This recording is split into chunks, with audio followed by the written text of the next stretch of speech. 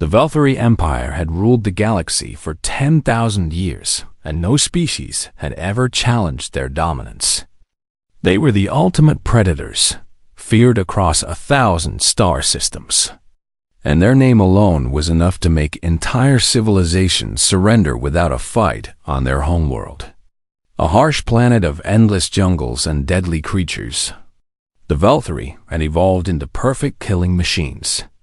They stood 8 feet tall with scales harder than steel, claws that could tear through metal, and eyes that could see heat signatures in complete darkness. Their reflexes were faster than any known species, and their strength was legendary throughout the cosmos. But what made them truly terrifying was not their physical power.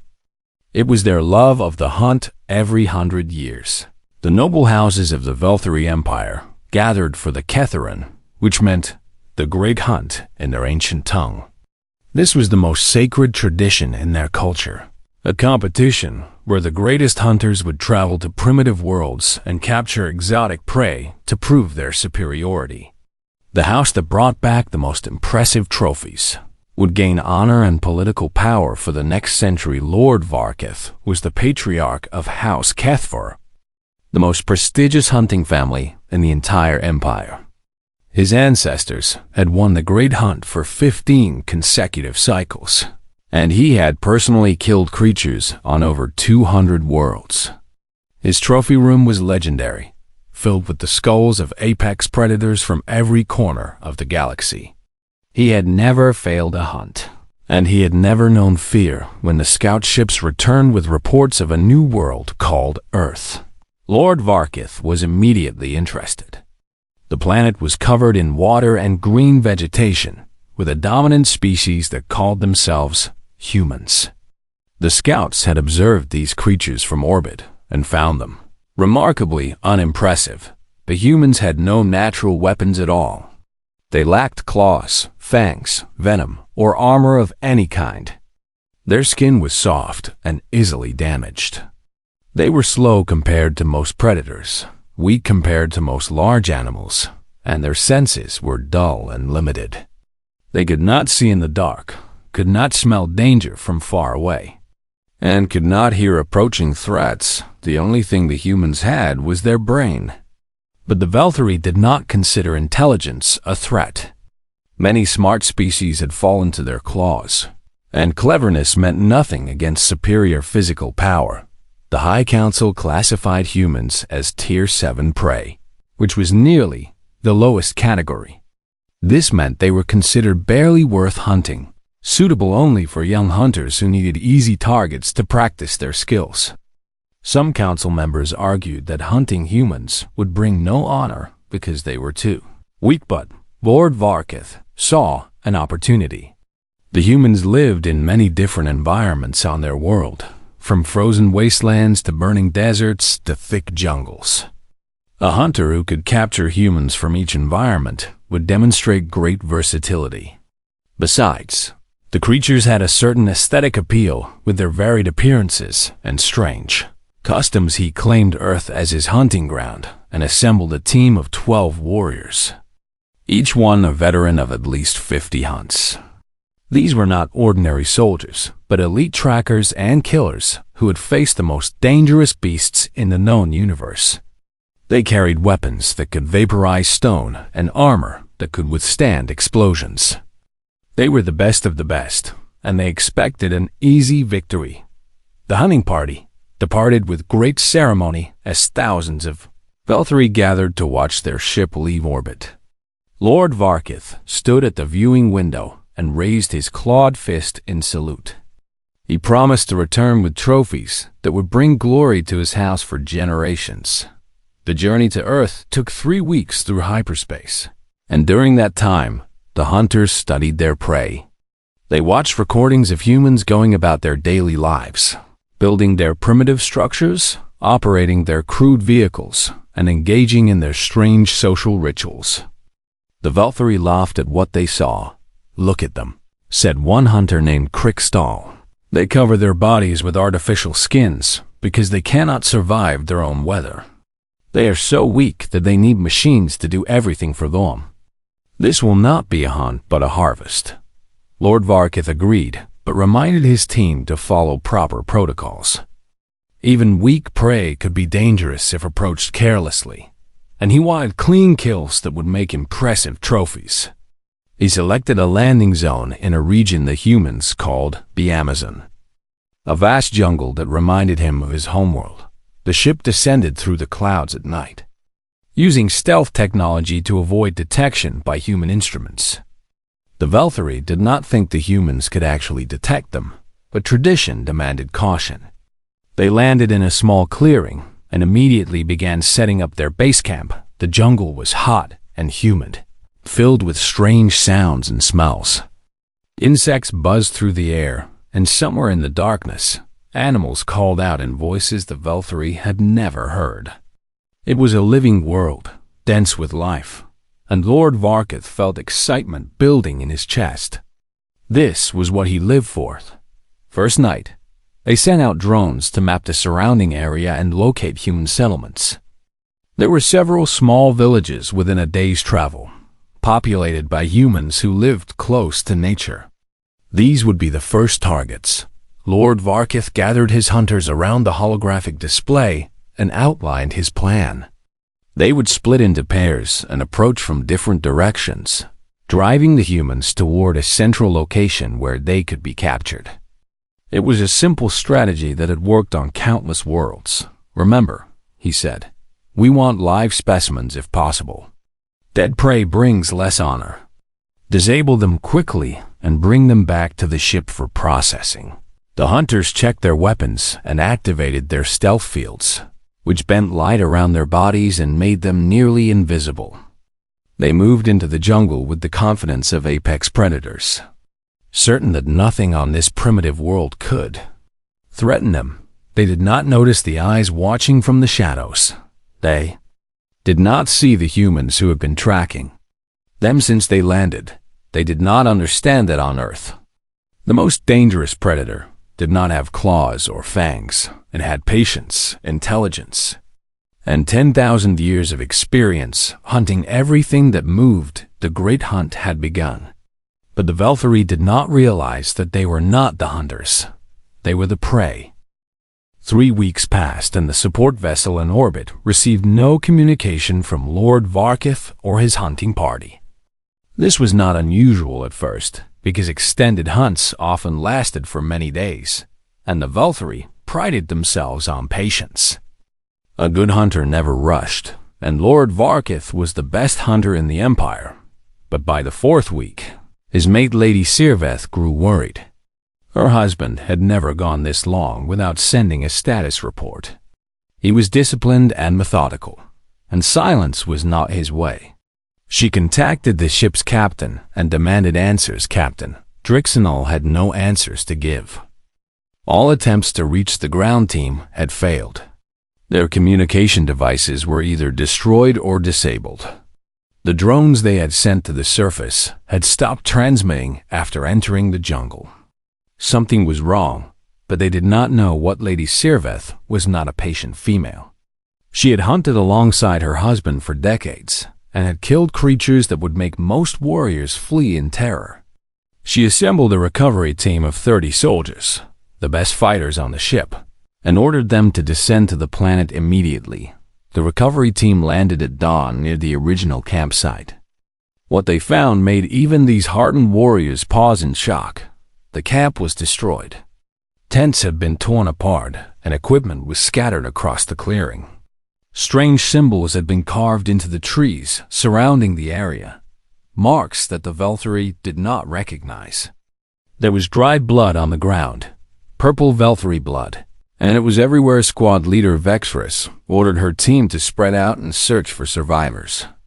They moved carefully through the wreckage, weapons raised, senses alert for any sign of danger.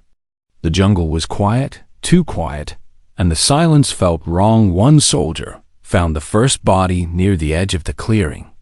It was Crixto, the hunter who had laughed at the humans during the journey. He was not laughing anymore. His armor had been removed, and his body had been killed by multiple wounds. The humans had used blades of some kind, sharp and precise, and they had known exactly where to strike. More bodies were found as the search continued. Each one told a story of violence and cunning. The humans had not simply attacked. They had planned, adapted, and executed their assault with military precision. They had targeted the Veltharies' weak points, the joints in their armor, the gaps near their necks, the soft tissue around their eyes. But the most disturbing discovery was the traps. The humans had taken Velthari, weapons and technology, and turned them into killing devices. Energy cells had been wired to trigger mechanisms. Plasma grenades had been hidden beneath thin layers of soil. Motion sensors had been connected to spring-loaded blades. The recovery team lost 2 soldiers to these traps before they learned to watch their steps. Vexorus felt something she had not felt in many years, something that hunters were not supposed to feel. She felt fear. "This is impossible," whispered one of her soldiers. "These are primitive creatures. How could they do this? How could they defeat Lord Varkith?" The answer came when they found Lord Varkith himself, or what remained of him. His helmet had been placed on a wooden spike at the center of the camp, positioned so that his dead eyes stared at anyone who approached. His head was still inside the helmet, separated from his body, displayed as a trophy. The message was clear. The humans were not just defending themselves. They were making a statement. They were showing the Velthari that they could be hunted to Vexorus or in immediate retreat. This mission had become too dangerous, and she needed to report what they had found. But as her team moved toward their landing craft, the jungle came alive around them. The attack came from everywhere at once. Figures emerged from the shadows, from the trees, from holes in the ground that had been invisible moments before. They moved in complete silence, communicating through hand signals, coordinating their assault with terrifying efficiency. The humans were smaller than the Velthari, but they were fast and they worked together like a single organism. When one Velthari turned to face an attacker, another human would strike from behind. When a soldier raised his weapon to fire, a blade would appear from nowhere and slash his arm. They knew exactly what they were doing, and they had clearly done it before a Vexorus fired her plasma rifle into the darkness, the bright bolts illuminating brief glimpses of her enemies. She saw faces painted with dark colors, eyes cold and focused, bodies covered in strange clothing that seemed to blend with the jungle. These were not farmers or villagers. These were warriors, trained killers who had been waiting for this moment. The battle lasted less than 10 minutes. 30 Velthari soldiers, veterans of a dozen campaigns, were reduced to 5, then 3, then 1. Vexorus ran through the jungle, with her lungs burning and her hearts pounding. Chased by shadows that never seemed to tire, she reached the shuttle and sealed the door behind her, gasping for breath. 2 other survivors had made it, both wounded and terrified. One of them, a young male named Trixver, had been hit by a tiny dart that had penetrated a gap in his armor. He said it was nothing, just a scratch, but within an hour he was shaking with fever. The shuttle launched and climbed toward orbit as fast as its engines would allow. Below them, the jungle grew smaller, and Vexorus felt relief wash over her. They had escaped. They were safe, but Trixver was getting worse. His scales were changing color, and his breathing was becoming labored. The humans had poisoned the dart with something, a biological weapon designed to kill slowly and painfully. There was nothing the shuttle's medical systems could do. He died before they reached the support vessel, his body consumed by whatever toxin the humans had created. The second survivor, an older female named Kethra, died from her wounds shortly after. Her injuries had seemed minor, but the humans had coated their blades with the same poison Vexorus alone survived to deliver her report. She stood before Lady Sirveth with blood still staining her armor and terror still visible in her eyes. Her voice shook as she described what she had witnessed. "They knew we were coming," she said. "They were waiting for us. They had studied our weapons and our tactics. They knew our weaknesses better than we knew theirs. These creatures are not prey, my lady. They are hunters, the most dangerous hunters I have ever faced. Lady Sirveth listened in silence, her claws digging into the arms of her chair. Her husband was dead, killed by creatures that the Empire had classified as barely worth hunting. The shame was unbearable, but beneath the shame was something else. Something that made her scales prickle with cold. The humans had sent a message with Lord Varketh as head. They had shown that they could defeat Velthari hunters, but they had also let Vexrus escape. They had allowed her to return to the ship with her story. They wanted the Empire to know what had happened. They wanted the Velthari to understand that Earth was not a hunting ground, it was a warning. And Lady Sirveth was beginning to realize that the Empire should listen. The High Council of the Velthari Empire gathered in the Great Chamber, a massive hall carved from black stone where the rulers of 1,000 worlds made their decisions. The councilors sat in a circle around a holographic display, their ancient faces showing various degrees of disbelief and anger as they listened to Squad Leader Vexrus deliver her testimony. "You expect us to believe," said High Councilor Draxmoth, the eldest member of the council, that a Tier 7 species defeated Lord Varketh and his hunters. "You expect us to believe that these soft, clawless creatures killed 30 of our soldiers. This is absurd." Vexrus stood her ground, despite the contempt in the old councilor's voice. She had survived something terrible, and she would not be dismissed. "I saw it with my own eyes, High Councilor. The humans are not what we thought they were. They are organized, intelligent, and extremely dangerous. They used our own weapons against us. They knew exactly how to kill us." "Trauma," said another counselor, waving a clawed hand dismissively. "She is suffering from psychological damage. Her memories cannot be trusted." Lord Varketh was the greatest hunter in the Empire. No primitive species could have defeated him.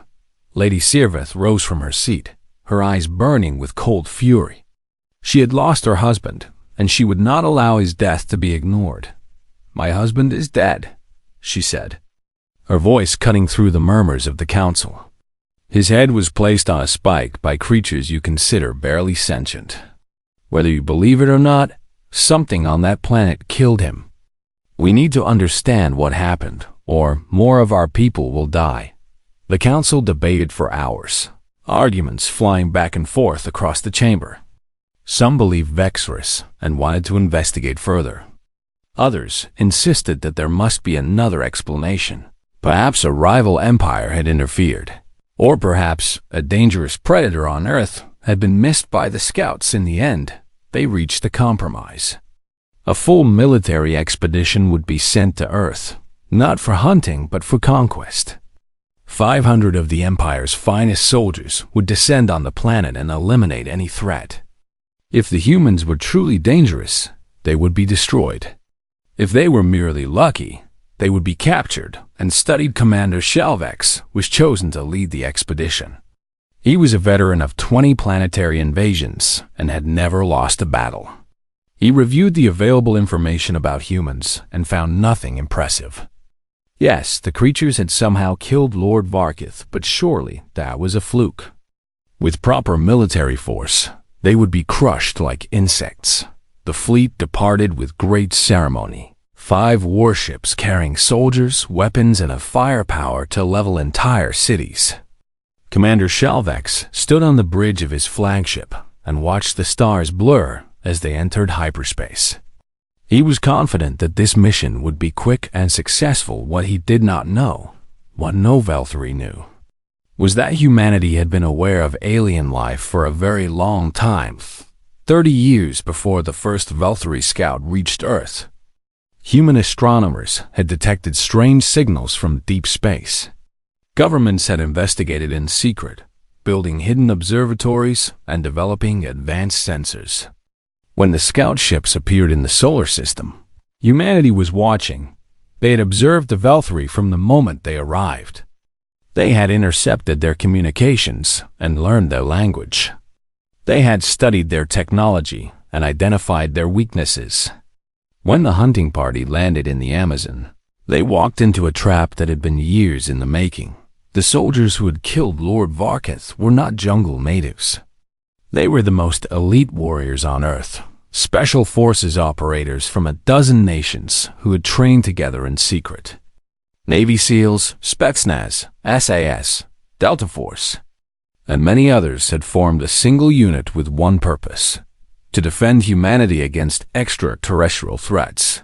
They called themselves the Void Hunters, and they had been waiting for this moment their entire careers. General Elena Vasquez commanded the Void Hunters from a bunker deep beneath the Amazon jungle. She had spent 20 years preparing for first contact, and she had always assumed it would be hostile. The universe was vast and dangerous, and any species that traveled between stars would have to be predators of some kind. When the Veltari hunting party landed, she gave the order to engage. Her soldiers had studied the aliens extensively and knew their capabilities. They had developed tactics specifically designed to counter Veltari strengths. They had created weapons and poisons tailored to Veltari biology. The hunters had never stood a chance now. As the military fleet approached Earth, General Vasquez was preparing for the next phase. She had allowed Vexorus to escape deliberately, knowing that the survivor would report back and trigger a larger response. She wanted the Veltari to send more soldiers. She wanted them to commit to a full invasion because humanity was ready. The Veltari fleet emerged from hyperspace and took up orbit around Earth. Commander Shalvex looked down at the blue and green world and felt contempt. It was a pretty planet, he admitted, but its inhabitants were about to learn their place in the galactic hierarchy. The landing force descended in dozens of shuttles, touching down in a wide valley that the scouts had identified as strategically important. 500 soldiers deployed in perfect formation, their weapons charged and their spirits high. They expected minimal resistance. For the first few hours, nothing happened. The soldiers established a perimeter and began scanning the surrounding area. The jungle was quiet, and there was no sign of human activity. Commander Shalvex began to wonder if the natives had fled in terror. Then the sun set, and everything changed. The first explosion came from beneath the ground, a massive detonation that threw soldiers into the air and created a crater in the center of their formation. Before they could recover, more explosions followed, a chain of buried charges that tore through their ranks with devastating precision. Then the humans attacked. They came from everywhere at once, emerging from tunnels and hidden positions and the trees themselves. They wore suits that masked their heat signatures, making them invisible to Veltari thermal vision. They communicated in complete silence, using hand signals and subtle gestures that required no sound. The Veltari fought back with everything they had. Plasma bolts lit up the darkness, energy shields flared against incoming fire, and soldiers roared their battle cries. But for every human they killed, 10 more seemed to appear. The creatures were everywhere and nowhere, striking and vanishing like ghosts. Commander Shalvex found himself surrounded by chaos. His communications were jammed, his sensors were useless, and his soldiers were dying around him. He saw a human soldier appear from the shadows, a small figure in dark clothing with a blade in each hand. The creature moved faster than he expected, dodging his clumsy strike and slicing through the joint in his armor. The blade was coated with poison, and within seconds, Shalvex felt his limbs growing heavy. He collapsed to the ground, paralyzed but still conscious, and watched as his army was systematically destroyed. The battle lasted until dawn, and when the sun rose over the valley, not a single Veltari soldier remained standing. The humans had won, completely and utterly, against a force that had conquered worlds. General Vasquez walked through the carnage, her boots crunching on broken armor and spent ammunition. She found Commander Shalvex where he had fallen, still alive but unable to move. She knelt beside him and spoke in perfect Veltari, a language she had spent years learning. "Your empire made a mistake," she said, her voice calm and cold. You came to our world looking for prey. You found something else. Now you will carry a message back to your masters, and you will make sure they understand." She leaned closer, her eyes meeting his, and smiled. "Humanity is not afraid of the dark. We are what lives in it." The survivors were gathered in the center of the valley, 17 Velthari soldiers out of 500, the only ones the humans have allowed to live. They knelt on the blood-soaked ground with their hands bound behind their backs, watching as strange human machines moved through the battlefield collecting bodies and equipment. Commander Shalvex was among them, his paralysis having worn off enough for him to move, but not enough for him to fight. He had never felt so helpless in his entire life. He had conquered worlds, led armies, destroyed civilizations, and now he was a prisoner of creatures his empire considered barely worth hunting. General Vasquez stood before the survivors with a small device in her hand. It was a data chip, no larger than a Velthari claw, but it contained something far more dangerous than any weapon. "You will return to your fleet," she said in their language, her accent strange but her words perfectly clear. "You will give this to your leaders. You will make sure they watch it. And you will tell them that if they ever return to this world, we will not be so merciful." A human soldier cut the bonds on the survivors' wrists and pointed toward a single shovel that had been left intact. The Velthari stumbled to their feet and walked toward the craft, too shocked and beaten to resist. Commander Shalvex was the last aboard, and he turned to look at General Vasquez one final time. "Why?" he asked, his voice hoarse. "Why did you let us live? We came to kill your people. We came to hunt them like animals. Why would you show us mercy?" The general's expression did not change. Her eyes remained cold and steady, without hate but also without warmth, because dead soldiers cannot deliver messages. She said, "And we want your empire to understand exactly what they are dealing with. We want them to know what happens when they threaten humanity. We want them to be afraid." The shuttle door closed, and the survivors lifted off into the sky. They watched the jungle shrink below them, the valley where their army had been destroyed, becoming just another patch of green in an endless sea of vegetation. None of them spoke during the ascent, too traumatized to form words. When they reached the fleet in orbit, the remaining Velthari commanders did not know how to react. They had expected victory reports and captured specimens. Instead, they received 17 broken soldiers and a data chip containing a message from the enemy. The recording was played on the flagship's main screen, and every officer watched in silence as a human female appeared. She wore a military uniform, decorated with symbols they did not recognize, and her posture radiated authority and confidence. Behind her, the valley was visible, still smoking from the battle that had just ended. "My name is General Elena Vasquez of the United Earth Defense Force," the human said, speaking directly into the camera. "I am addressing the leadership of the Velthari Empire. I want to make something very clear, so please listen carefully." She paused, her eyes seeming to look through the screen and into the souls of everyone watching. "You came to our world seeking prey. You classified us as Tier 7. Barely worth hunting, weak and defenseless. You were wrong." The image shifted to show footage from the battle, recordings captured by human drones that had observed the entire conflict. The Velthari officers watched their soldiers die, over and over, cut down by creatures half their size who moved like shadows and killed like demons. "We are humanity," the general continued. "We have existed for 300,000 years. We have survived ice ages, plagues, famines, and countless wars against ourselves.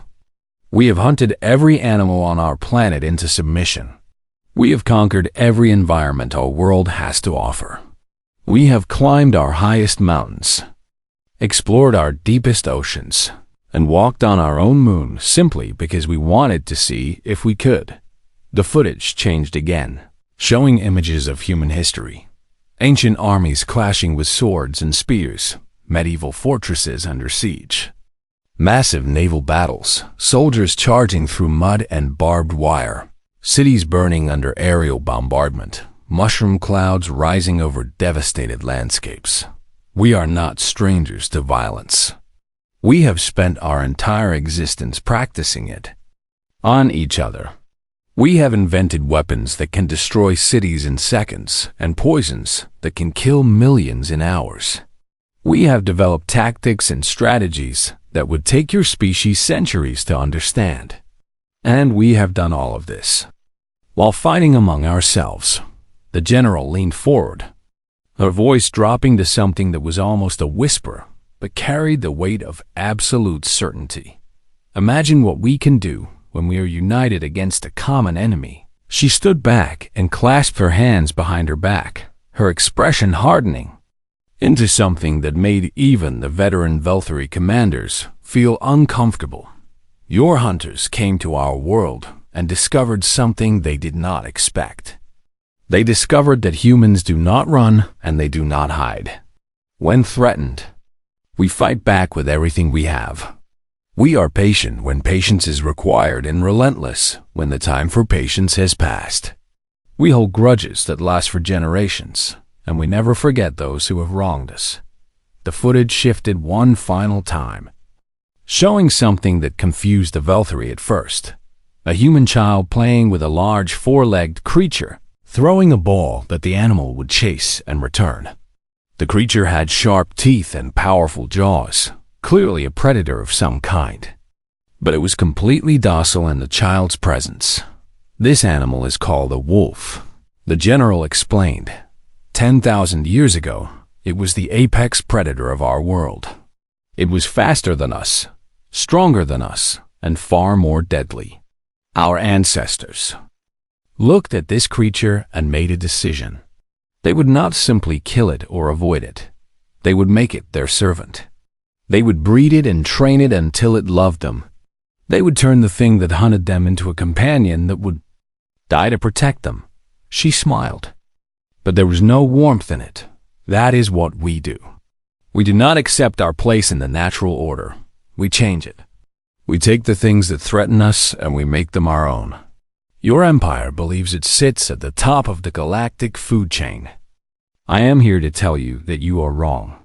The general's voice rose, filling the bridge of every Velthari ship with words that would echo through history. We are not prey. We have never been prey.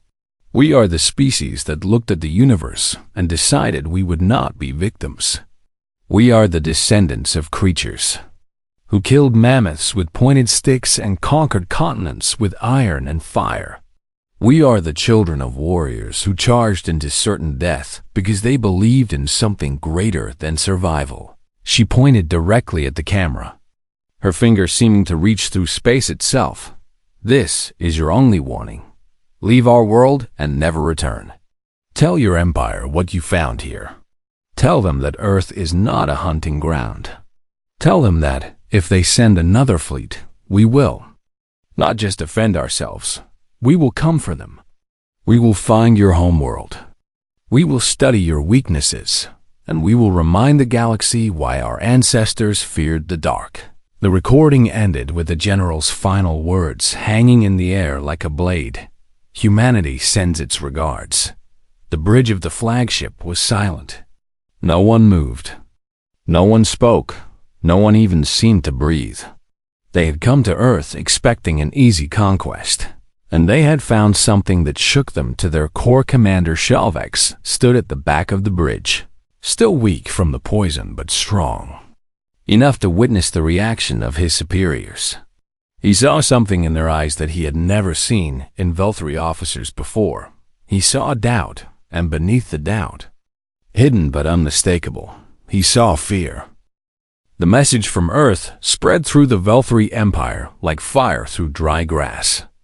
Every ship in the fleet transmitted it to their home bases, and from there it traveled to military command centers, government offices, and eventually to the High Council itself. Within days, every important figure in the Empire had seen General Vasquez's warning. The reaction was immediate and divided.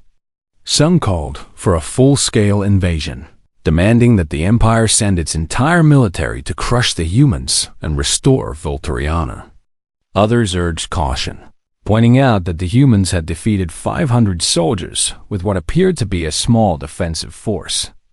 If that was their local capability, what could they do with their entire planet mobilized for War High Counselor Draxmoth, who had dismissed Vexrist's testimony as trauma-induced hysteria, now sat in his chamber reviewing the battle footage for the 20th time. He watched Velthari soldiers die over and over, killed by creatures that the Empire had classified as barely worth hunting. His hands trembled as he manipulated the holographic display, zooming in on details that made his stomach turn. The humans had known exactly where to strike. Every wound was precise, targeting the weak points in Velthari armor that even many Velthari soldiers did not know existed. They had used weapons that combined human ingenuity with captured Velthari technology. They had coordinated their attacks with a level of discipline that rivaled the best units in the Imperial military, and they had done it all while outnumbered nearly 30 to 1. A Draxmoth called emergency session of the High Council, and for the first time in centuries, the chamber was filled not with confidence but with uncertainty. The councillors argued and debated, their voices rising and falling as they struggled to understand what had happened. "We must retaliate," insisted one councillor, a young male who had never seen real combat. "If we allow this insult to stand, our subject species will think us weak. Rebellion will spread across the Empire. And if we send another fleet and it is also destroyed," replied an older female, her scales gray with age, "what then? How many soldiers must we sacrifice before we admit that these creatures are not prey?" The debate continued for hours, but gradually a consensus began to form. The evidence was undeniable. The humans were not Tier 7 prey. They were something else entirely, something the Empire had never encountered before. Lady Sirvith, who had lost her husband to the humans, spoke last. Her voice was quiet but carried the weight of personal experience. "My mate was the greatest hunter our species has ever produced," she said. "He had killed creatures that would give nightmares to our bravest warriors. He had never failed a hunt in his entire life. And he died on that planet, killed by beings we considered barely sentient." She paused, letting her words sink in. The humans did not just defend themselves. They hunted us. They studied us, learned our weaknesses, and used our own tactics against us. They are not prey who got lucky.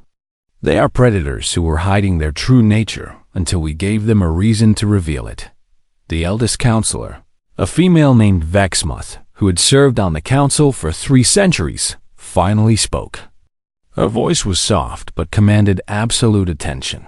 "I have studied the recording many times," she said. "I have analyzed the battle footage and the humans' words. I have consulted with our finest military strategists and our most knowledgeable xenobiologists, and I have reached a conclusion that I never thought I would reach." She rose from her seat and walked to the center of the chamber, her ancient body moving with slow dignity. "These humans are not just dangerous. They are existentially dangerous. They have demonstrated capabilities that suggest they could, if provoked further, become a genuine threat to our empire. And perhaps more importantly, they have demonstrated a psychology that we do not understand." Vexmoth turned to face the holographic display, which still showed images from the battle. They spoke of holding grudges for generations. They spoke of never forgetting those who wronged them. They showed us images of their own wars, conflicts so brutal and destructive that they nearly exterminated themselves multiple times. And yet they survived, and they continued, and they became stronger. She looked at each counselor in turn, her ancient eyes filled with something that might have been wisdom or might have been fear. A species that practices war with that level of dedication against itself for thousands of years. What could such a species accomplish if it turned that dedication outward? What could they do if they decided that the Velthari Empire was their enemy? The chamber fell silent. No one had an answer. Mammoth returned to her seat and delivered the verdict that would shape the Empire's future. I propose that we reclassify the human species. They are no longer Tier 7 prey. They are Tier 0 threat, the highest classification we have, reserved for phenomena that could pose an existential danger to the Empire itself. The vote was unanimous. For the first time in Velthari history, a species had been promoted from prey to existential threat based on a single encounter. But that was not all. The Council also voted to seal all records of Earth's location. The coordinates would be removed from navigation databases and classified at the highest level. Any ship that approached that sector of space without authorization would be destroyed. To prevent the information from spreading, the official story was carefully constructed. The hunting expedition had been lost to a spatial anomaly, a natural phenomenon that could not have been predicted. Lord Varkith's house was quietly dissolved, its members reassigned to distant posts where they could not speak of what had happened.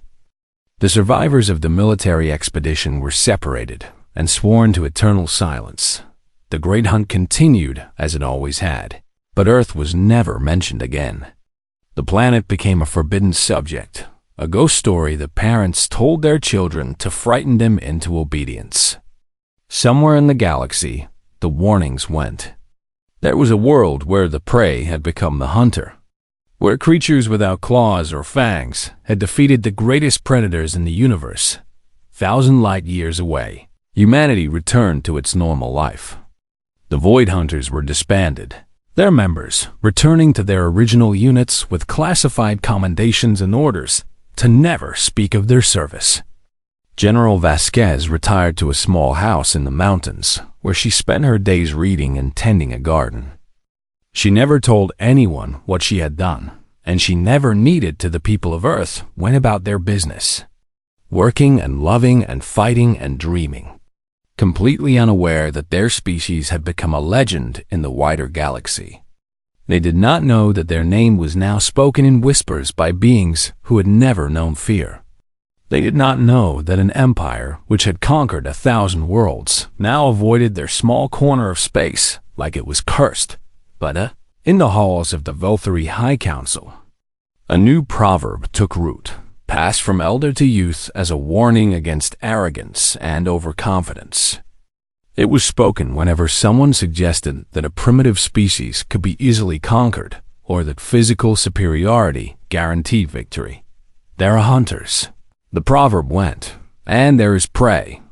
And then there are the humans who looked at the universe and decided they would be neither. The stars continued to burn. The empire continued to expand, and somewhere in a quiet corner of the Milky Way, a small blue planet continued to spin through the void. Its inhabitants had no idea what they had accomplished or what they had become. They were just humans, doing what humans had always done, surviving, adapting, and refusing to accept any limit that the universe tried to place on them. And somewhere in the depths of space, the Velthari remembered and feared the hunters who had come to Earth seeking prey had found something else entirely. They had found humanity, and humanity had made them run.